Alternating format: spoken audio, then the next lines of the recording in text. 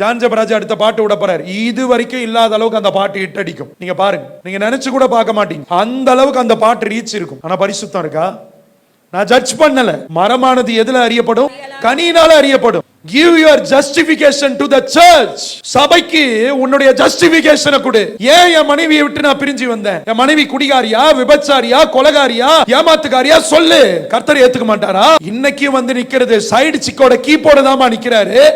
இந்த ஊழியர் மீட்டிங்ல இத நான் சொல்லிக்கிட்டு இருக்கேனா, இன்னைக்கு ஊழியர் எப்படி வேணாலும் இல்ல, எஜமான் விரும்புகிறதை செய்கிறதற்கு எஜமான் கரத்துல இருக்கிற பாத்திரம் தான் பாத்திரம். Brother, God has forgiven him. அந்த கதையெல்லாம் இங்க பேசாத. கர்த்தர் சொன்னாரா?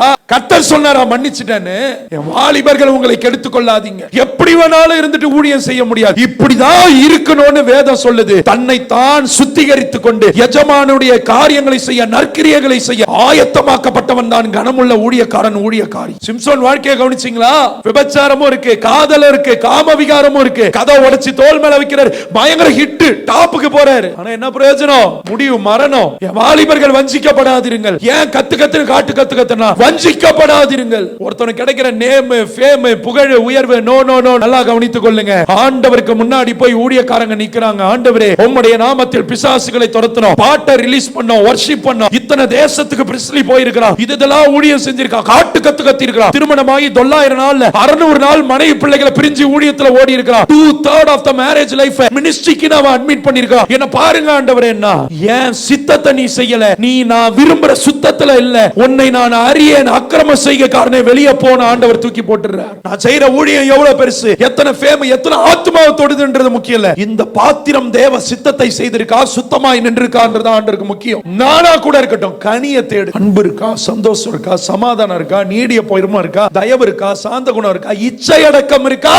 Without divorcing his wife, how can a man live with another woman? திருமண வாழ்க்கை முடியல, நீ எல்லாவற்றையும் அறுத்து விட்டுட்டு வந்து இன்னொரு வாழ்க்கையில இணைக்கப்படனா இல்ல.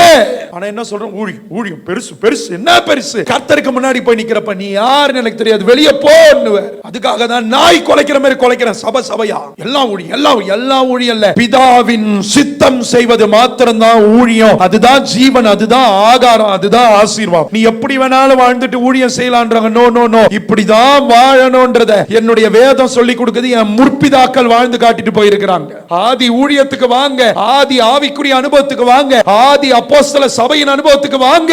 அப்பதான் நீங்க நின்னு எரிவீங்க, பிரகாசிப்பீங்க. ஒரே வார்த்தையில சொல்றேன், if you want to shine, give yourself to burn. கர்த்தருக்காக எவ்வளவு எரிய விட்டு கொடுக்கிறோமோ அவ்வளவு நம்ம பிரகாசம் உலகம் பூரா போய் செல்லும். அந்த வெளிச்சத்தை தேடி ராஜாக்களும் அதிகாரிகளும் நடந்து வருவார்.